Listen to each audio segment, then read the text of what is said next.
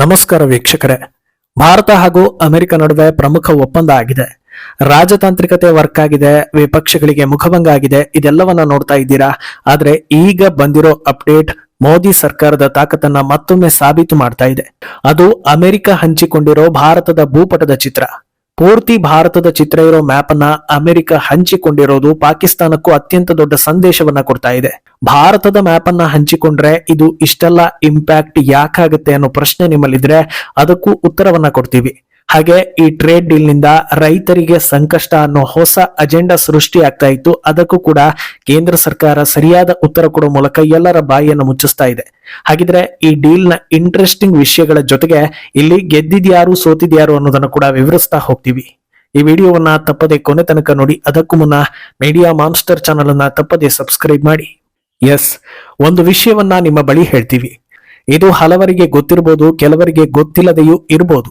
Google ನಲ್ಲಿ India map ಅಂತ type ಮಾಡಿದ್ರೆ ತರಹೇವಾರಿಯಾದ ಮ್ಯಾಪ್ ಚಿತ್ರಗಳು ನಮಗೆ ಸಿಗುತ್ತೆ. ಆದ್ರೆ ಇದರಲ್ಲಿ ಬಹುತೇಕ ಮ್ಯಾಪ್ಗಳಲ್ಲಿ ಕಾಶ್ಮೀರದ ಚಿತ್ರವನ್ನ ನೋಡಿದಾಗ ಅದೇನೋ ಅಸಮಾಧಾನ, ಸ್ವಲ್ಪ ಕೋಪ, ಇರುಸು ಮುರುಸು ಈ ರೀತಿಯ ಭಾವನೆ ಉಂಟಾಗ್ತಾ ಇತ್ತು.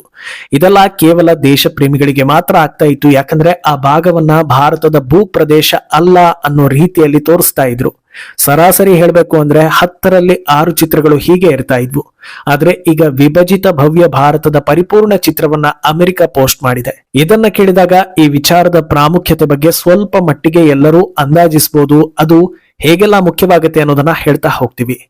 ಕಳೆದ 1 ವರ್ಷದಿಂದ ಭಾರತ ಹಾಗೂ ಅಮೆರಿಕ ಸಂಬಂಧ ಸರಿಯಿಲ್ಲ ಅನ್ನೋದು ಎಲ್ಲರ ಗಮನಕ್ಕೂ ಬಂದಿದ್ದ ವಿಚಾರ. ಪದೇ ಪದೇ ಭಾರತದ ವಿಚಾರದಲ್ಲಿ ಟ್ರಂಪ್ ಏನಾದ್ರೂ ಒಂದು ಸ್ಟೇಟ್ಮೆಂಟ್ ಅನ್ನ ಕೊಟ್ಟು ಹೆಡ್ಲೈನ್ ಆದ್ರೆ ಮುಗ್ಧ ಜನರು ದೊಡ್ಡ ದೇಶವೊಂದು ಭಾರತಕ್ಕೆ ಹೆದರಿಸ್ತಾ ಇದೆಯಾ ಅನ್ನೋ ಗೊಂದಲದಲ್ಲಿದ್ರು. ಪ್ರತಿಯೊಬ್ಬ ಭಾರತೀಯರಿಗೂ ಈ ರಾಜತಾಂತ್ರಿಕತೆ ಅಂದ್ರೆ ಏನು ಅನ್ನೋದರ ಬಗ್ಗೆ ಹೆಚ್ಚು ಐಡಿಯಾ ಇರೋದಿಲ್ಲ ಅನ್ನೋದನ್ನ ಅಡ್ವಾಂಟೇಜ್ ತೆಗೆದುಕೊಳ್ತಾ ಇದ್ದ ಇಂಡಿ ಒಕ್ಕೂಟ ಅಮೆರಿಕ ಭಾರತಕ್ಕೆ ವಾರ್ನಿಂಗ್ ಕೊಡ್ತಾ ಇದೆ. ಹೀಗಾಗುತ್ತೆ, ಹಾಗಾಗುತ್ತೆ, ಎಲ್ಲ ಮುಗಿದೇ ಹೋಯ್ತು ಅನ್ನೋ ರೀತಿಯ ಹೇಳಿಕೆ ಕೊಟ್ಟು ಜನರ ದಿಕ್ಕನ್ನ ತಪ್ಪಿಸೋ ಯತ್ನ ಮಾಡ್ತಾ ಇತ್ತು.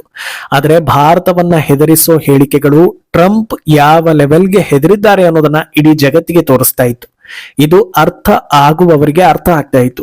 ಕೊನೆಗೂ ಭಾರತದ ಜೊತೆಗಿನ ರಿಲೇಶನ್ಶಿಪ್ ಹಾಳಾದ್ರೆ ಕಷ್ಟ ಅನ್ನೋದನ್ನ ಅರಿತುಕೊಂಡ ಟ್ರಂಪ್ ಒಂದು ಸೆಟಲ್ಮೆಂಟ್ ಮಾಡ್ಕೊಂಡಿದ್ದಾರೆ.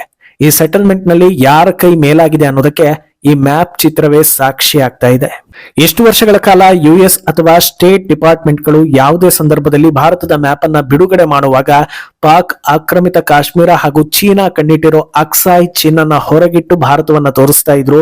ಈಗ ಫುಲ್ ತೋರಿಸಿದ್ದಾರೆ. ಅಂದ್ರೆ ಕಂಪ್ಲೀಟ್ ಭಾರತದ ಚಿತ್ರ ತೋರಿಸೋದಕ್ಕೆ ಅಮೆರಿಕ ಅಪ್ರೂವಲ್ ಬೇಕಾ ಅನ್ನೋ ಪ್ರಶ್ನೆ ಹುಟ್ಟಬಹುದು. ಖಂಡಿತ ಹಾಗಲ್ಲ. ಅಮೆರಿಕವೇ ಹೇಳಿದ್ರು ಅಥವಾ ಇನ್ನೊಬ್ಬರು ಹೇಳದೇ ಇದ್ರು ಕಾಶ್ಮೀರ ಹಾಗೂ ಅಕ್ಸಾಯ್ ಚಿನ್ ಯಾವತ್ತೂ ಭಾರತಕ್ಕೆ ಸೇರಿದ್ದು ಅನ್ನೋದನ್ನ ಮೋದಿ ಸರ್ಕಾರ ಹೇಳಿಕೊಂಡೇ ಬಂದಿದೆ. ಆದ್ರೆ ಈಗ ಅಮೆರಿಕ ಈ ರೀತಿಯ ನಿಲುವನ್ನ ತೆಗೆದುಕೊಂಡ ಸಂದರ್ಭ ಇದೆಯಲ್ಲ, ಅದೇ ಭಾರತದ ರಾಜತಾಂತ್ರಿಕ ಶಕ್ತಿಯನ್ನ ತೋರಿಸ್ತಾ ಇರೋದು. ನಮ್ಮ ಮಾತು ಕೇಳದೇ ಇದ್ರೆ 50% ಟ್ಯಾರಿಫ್ ಹಾಕ್ತೀವಿ ಅಂತ ಕೂಗಾಡಿಕೊಂಡು ಕುಣಿತಾ ಇದ್ದ ಟ್ರಂಪ್ ಈಗ ಅಮೆರಿಕದ ಹಿಂದಿನ ಎಲ್ಲಾ ಅಧ್ಯಕ್ಷರು ಹಾಗೂ ಸರ್ಕಾರಗಳು ಭಾರತದ ವಿಚಾರದಲ್ಲಿ ತೆಗೆದುಕೊಳ್ತಾ ಇದ್ದ ನಿಲುವನ್ನೇ ಬದಲಿಸುವಷ್ಟು ಬೆಂಡಾಗಿದ್ದಾರೆ ಅನ್ನೋದು ಇಲ್ಲಿ ಕ್ಲಿಯರ್ ಆಗ್ತಾ ಇದೆ.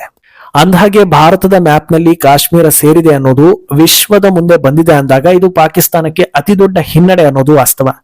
Modi is my best friend ಅಂತಿದ್ದ ಟ್ರಂಪ್ ಉಲ್ಟಾ ಹೊಡೆಯೋದಕ್ಕೆ ಶುರು ಮಾಡಿದ್ದೆ ಈ ಪಾಕಿಸ್ತಾನದ ವಿಚಾರದಲ್ಲಿ. ಭಾರತದ ಪ್ರಬಲ ದಾಳಿಗೆ ಚಿಂದಿ ಆಗ್ತಾ ಇದ್ದ ಪಾಕಿಸ್ತಾನದ ಬೆನ್ನಿಗೆ ನಿಂತು ಸಪೋರ್ಟ್ ಮಾಡೋದಕ್ಕೆ ಹೋದ್ರು. ಆದ್ರೆ ಭಾರತ ತನ್ನ ನಿಲುವಿಗೆ ಗಟ್ಟಿಯಾಗಿ ನಿಂತುಕೊಂಡು ನಿರ್ಧಾರ ಕೈಗೊಂಡ ಮೇಲೆ ನಾನೇ ಯುದ್ಧ ನಿಲ್ಲಿಸಿದ್ದು ಅನ್ನೋ ಹೊಸ ರೋಗ ಟ್ರಂಪ್ಗೆ ಶುರುವಾಯಿತು. ಇದು ಪಾಕಿಸ್ತಾನಕ್ಕೆ ದೊಡ್ಡ ದೇಶವೊಂದು ನಮ್ಮ ಜೊತೆ ಇದೆ, ಭಾರತ ಅಷ್ಟು ಸುಲಭವಾಗಿ ನಮ್ಮನ್ನ ಏನು ಮಾಡೋದಕ್ಕೆ ಆಗಲ್ಲ ಅನ್ನೋ ಭ್ರಮಾಲೋಕವನ್ನ ಸೃಷ್ಟಿಸಿತ್ತು. ಆದ್ರೆ ಈಗ ದೊಡ್ಡವರ ಲೆಕ್ಕಾಚಾರ ಬೇರೆ ರೀತಿಯೇ ಇರುತ್ತೆ. ಭವಿಷ್ಯ ಬಹಳ ಕಷ್ಟ ಇದೆ ಅನ್ನೋದನ್ನ ಪಾಕಿಸ್ತಾನಕ್ಕೆ ಅರ್ಥೈಸಿದಂತೆ ಕಾಣಿಸ್ತಾ ಇದೆ. ಅಲ್ಲದೆ ಆಪರೇಷನ್ ಸಿಂಧೂರ್ ಮುಂದುವರೆದಿದೆ. ನಮ್ಮನ್ನ ಯಾರು ತಡೆದಿಲ್ಲ ಅನ್ನೋದನ್ನ ಭಾರತ ಸರ್ಕಾರ ಹಲವು ಸಲ ಹೇಳಿತ್ತು. ಆದ್ರೆ ಟ್ರಂಪ್ ತಮ್ಮ ಉದ್ದಟತನವನ್ನ ತೋರಿಸ್ತಾನೆ ಬಂದಿದ್ರು. ಈ ಗ್ಯಾಪ್ ನಲ್ಲಿ ಪಾಕಿಸ್ತಾನದ ಆರ್ಮಿ ಚೀಫ್ ಆಸಿಫ್ ಮುನೀರ್ ಹಲವು ಸಲ ಅಮೆರಿಕಕ್ಕೆ ಭೇಟಿ ನೀಡಿದ್ರು. ಟ್ರಂಪ್ ಜೊತೆ ಹಲವು 1-to-1 ಮೀಟಿಂಗ್ಗಳು ನಡೆದ್ವು. ಅಮೆರಿಕದ ಇತಿಹಾಸದಲ್ಲೇ ಒಬ್ಬ ಅಧ್ಯಕ್ಷ ಏಕಾಂಗಿಯಾಗಿ ಪಾಕಿಸ್ತಾನದ ಆರ್ಮಿ ಚೀಫ್ ಜೊತೆ ಸಭೆ ನಡೆಸಿದ್ದು ಅನ್ನೋ ಸುದ್ದಿಗಳೆಲ್ಲ ಬಂದ್ವು. ಇದು ಅಮೆರಿಕ ಭಾರತಕ್ಕೆ ಡೆಡ್ ಆಪೋಸಿಟ್ ಆಗಿ ನಿಂತಿದೆ ಅನ್ನೋದನ್ನ ತೋರಿಸಿದಂತಿತ್ತು. ಅದಕ್ಕೆ ಪುಷ್ಟಿ ನೀಡೋ ಹಾಗೆ ಭಾರತ ಸಿಂಧೂ ನದಿ ನೀರನ್ನ ಉಳಿಸ್ಕೊಳ್ಳೋದಕ್ಕೆ ಡ್ಯಾಮ್ ಕಟ್ಟೋದರ ಬಗ್ಗೆ ಮಾಹಿತಿ ರಿಲೀಸ್ ಮಾಡ್ತಾ ಇದ್ದಂತೆ ನೀವು ಡ್ಯಾಮ್ ಕಟ್ಟಿ ನಾವು ರಾಕೆಟ್ ಲಾಂಚರ್ ಗಳನ್ನ ಬಿಟ್ಟು ಉಡೀಸ್ ಮಾಡ್ತೀವಿ ಅಂತ ಇದೇ ಆಸಿಫ್ ಮುನೀರ್ ಹೇಳಿದ್ದ. ಆದ್ರೆ ಈಗ ಅದೆಲ್ಲವೂ ಜೋಕ್ ಎನಿಸ್ಕೊಳ್ತಾ ಇದೆ. ಇನ್ನು ಅಮೆರಿಕದ ನಡೆಯಿಂದ ಶುರುವಾಗಿರೋ ಇನ್ನೊಂದು ಮಹತ್ವದ ಚರ್ಚೆ ಅಂದ್ರೆ ಮೋದಿ ಸರ್ಕಾರ ಪಾಕ್ ಆಕ್ರಮಿತ ಕಾಶ್ಮೀರ ಮಾತ್ರವಲ್ಲದೆ ಭಾರತದಿಂದ ಅಕ್ಕಪಕ್ಕ ದೇಶಗಳು ವಶಪಡಿಸಿಕೊಂಡಿರೋ ಎಲ್ಲಾ ಭೂ ಪ್ರದೇಶಗಳನ್ನ ವಾಪಸ್ ಪಡೆಯಲು ಸನ್ನದ್ಧವಾಗಿದೆ ಅನ್ನೋದು. ಕಳೆದ 1 ವರ್ಷದಲ್ಲಿ ಅಂದ್ರೆ ಆಪರೇಷನ್ ಸಿಂಧೂರ್ ಆದ ಬಳಿಕ ರಾಜನಾಥ್ ಸಿಂಗ್ ಸಾಕಷ್ಟು ಸಲ ಪಿಒಕೆ ಬಗ್ಗೆ ಮಾತನಾಡಿದ್ರು. ಯಾರಿಗೊತ್ತು ಪಾಕ್ ಆಕ್ರಮಿತ ಕಾಶ್ಮೀರ ಮತ್ತೆ ಭಾರತಕ್ಕೆ ಬರೋ ದಿನಗಳು ಹತ್ತಿರವಾಗಿರ್ಬೋದು ಅನ್ನೋ ರೀತಿಯ ಪರೋಕ್ಷ ಹೇಳಿಕೆಗಳನ್ನ ನೀಡ್ತಾ ಇದ್ರು. ಇಂಥ ಹೊತ್ತಲ್ಲಿ ಅಮೆರಿಕ ಈ ಮ್ಯಾಪ್ ಅನ್ನ ರಿಲೀಸ್ ಮಾಡಿರೋದನ್ನ ನೋಡ್ತಾ ಇದ್ರೆ ಭಾರತದ ಗುರಿ, ಮುಂದಿನ ಹೆಜ್ಜೆ, ನಿರ್ಧಾರ ಏನು ಅನ್ನೋದನ್ನ ಅಮೆರಿಕಕ್ಕೆ ಕ್ಲಿಯರ್ ಮಾಡಿ ಇದಕ್ಕೆ ಅಡ್ಡಗಾಲು ಹಾಕೋ ಹಾಗಿಲ್ಲ. ಹಾಗಿದ್ರೆ ಮಾತ್ರ ಟ್ರೇಡ್ ಡೀಲ್, ಇಲ್ಲ ಅಂದ್ರೆ ಇಲ್ಲ ಅನ್ನೋದನ್ನ ಹೇಳಿಕೊಂಡೇ ಕೈ ಕುಲುಕಿದ್ದಾರ ಅನ್ನೋ ನಿಟ್ಟಿನಲ್ಲೂ ಕೂಡ ಇದು ಚರ್ಚೆಗೆ ದಾರಿ ಮಾಡಿಕೊಟ್ಟಿದೆ. ಇದೇ ನಿಜವಾಗಿತ್ತು ಅಂದ್ರೆ ಟ್ರೇಡ್ ಡೀಲ್ ನಲ್ಲಿ ಯಾರು ಯಾರಿಗೆ ತಲೆ ಬಾಗಿದ್ದಾರೆ ಅನ್ನೋದಕ್ಕೆ ಉತ್ತರ ಸಿಕ್ಕಂತಾಗುತ್ತೆ. ಇನ್ನು ಈ ಡೀಲ್ ಬಳಿಕ ಭಾರತೀಯ ರೈತರಿಗೆ ಸಮಸ್ಯೆ ಆಗ್ತಾ ಇದೆ. ಮೋದಿ ಮಂಡಿಯೂರಿದ್ದಾರೆ. ರೈತ ಸಂಘಟನೆಗಳು ಮತ್ತೊಮ್ಮೆ ಪ್ರತಿಭಟನೆಗೆ ಸಿದ್ಧವಾಗಿವೆ ಅನ್ನೋ ಸುದ್ದಿಗಳೆಲ್ಲ ಬಂದಿತ್ತು.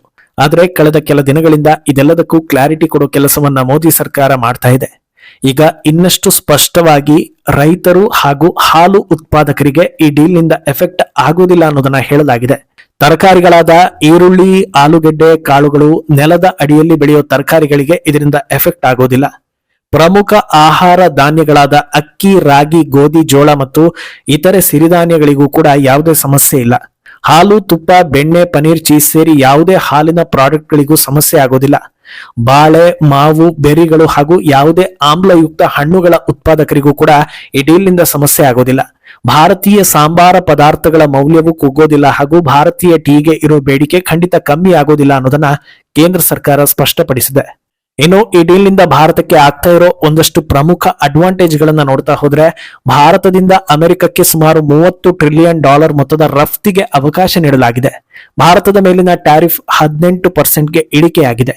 ಔಷಧಿಗಳು, ವಜ್ರಗಳು, ಏರ್ಕ್ರಾಫ್ಟ್ ನ ಭಾಗಗಳ ಮೇಲೆ ಯಾವುದೇ ರೀತಿ ಟ್ಯಾರಿಫ್ ಇರೋದಿಲ್ಲ. Textiles, apparel, leather, footwear, plastic, chemicals ಹಾಗೂ ಮೆಷಿನರಿ ವಲಯಕ್ಕೆ ದೊಡ್ಡ ಅನುಕೂಲ ಸಿಗ್ತಾ ಇದೆ. ಎಂಎಸ್ಎಂಇ ಹಾಗೂ ಮೀನುಗಾರಿಕೆಗೆ ಹೆಚ್ಚಿನ ಅನುಕೂಲ ಆಗ್ತಾ ಇದೆ. ಮಹಿಳೆಯರು ಮತ್ತು ಯುವಕರಿಗಾಗಿ ಲಕ್ಷಾಂತರ ಉದ್ಯೋಗಾವಕಾಶ ಸೃಷ್ಟಿಯಾಗ್ತಾ ಇದೆ. ಇದೆಲ್ಲದಕ್ಕಿಂತ ಪ್ರಮುಖವಾಗಿ ಅಮೆರಿಕದಲ್ಲಿ ಭಾರತದ ಮಾರ್ಕೆಟ್ ವಿಸ್ತರಣೆ ಆಗ್ತಾ ಇರೋದು ಭಾರತದ ಮೇಕ್ ಇನ್ ಇಂಡಿಯಾ ಪರಿಕಲ್ಪನೆಗೆ ದೊಡ್ಡ ಬೂಸ್ಟ್ ಕೊಟ್ಟಂತಾಗಿದೆ. 2047ರ ವಿಕಸಿತ ಭಾರತದ ಪರಿಕಲ್ಪನೆಗೆ ಇದರಿಂದ ಇನ್ನಷ್ಟು ಅನುಕೂಲ ಆಗ್ತಾ ಇದೆ. ಒಟ್ನಲ್ಲಿ ಇಂಡಿಯಾ ಅಮೆರಿಕ ಟ್ರೇಡ್ ಡೀಲ್ ಹಾಗೂ ಅಮೆರಿಕ ಹಂಚಿಕೊಂಡಿರೋ ಮ್ಯಾಪ್ ಕೇವಲ ಒಂದು ಸೆಟಲ್ಮೆಂಟ್ ಮಾತ್ರವಲ್ಲದೆ ದೇಶದ ಹೊರಗಿನ ಹಾಗೂ ಒಳಗಿನ ಶತ್ರುಗಳಿಗೆ ದೊಡ್ಡ ಸಂದೇಶವನ್ನ ರವಾನಿಸಿದೆ. ಇದಕ್ಕೆ ಯಾವ್ಯಾವ ದೇಶದಿಂದ, ಅದರಲ್ಲೂ ಪ್ರಮುಖವಾಗಿ ಪಾಕಿಸ್ತಾನದ ಕಡೆಯಿಂದ ಯಾವ ರೀತಿ ರಿಯಾಕ್ಷನ್ ಬರುತ್ತೆ, ಹಾಗೆ ಮುಂದಿನ ದಿನಗಳಲ್ಲಿ ರಾಹುಲ್ ಗಾಂಧಿ ಈ ಡೀಲ್ ಸಂಬಂಧ ಇನ್ಯಾವ ಇಂಟ್ರೆಸ್ಟಿಂಗ್ ವಿಚಾರವನ್ನ ಹೇಳ್ತಾರೆ ಅನ್ನೋದು ಸದ್ಯಕ್ಕೆ ಕುತೂಹಲ. ಮುಂದೇನಾಗುತ್ತೆ ಅನ್ನೋದನ್ನ ಕಾದು ನೋಡ್ಬೇಕು. ಈ ಬಗ್ಗೆ ನಿಮ್ಮ ಅಭಿಪ್ರಾಯವನ್ನ ತಪ್ಪದೆ ಕಮೆಂಟ್ ಮೂಲಕ ತಿಳಿಸಿ.